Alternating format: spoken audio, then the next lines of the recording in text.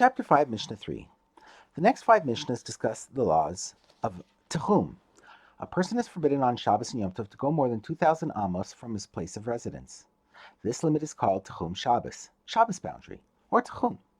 A person's residence is defined as the place where he was when Shabbos or Yom Tov began. If he was in a town, the Tehum is measured from the town's limits. See Eruvin chapter 5, Mishnahs 1 and 2.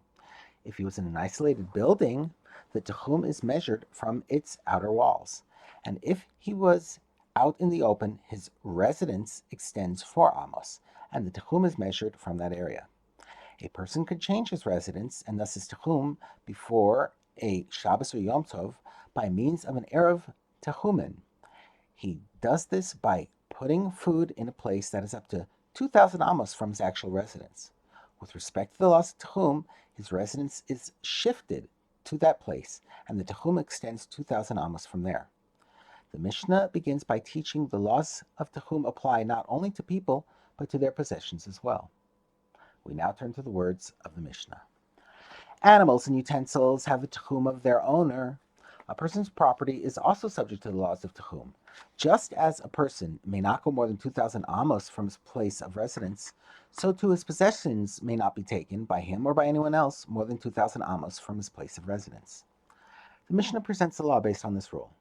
If one hands over his animals to his son or to a shepherd on Yom Tov to bring to pasture, these animals still have the same Tehum as their owner, and not the Tehum of the person to whom they were entrusted. The Tehum of a person or object is determined when Yom Tov begins. Since these animals were still in their owner's possession at that time, they remain subject to his Tehum even after they are handed over to someone else on Yom Tov.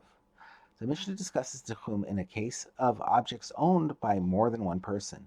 The specific situation is where brothers inherited possessions that are in a house, but they had not yet divided them among themselves. So they all own a share of them. However, not all the brothers have the same Tehum. For example, one of them had made an Erev Tehumim.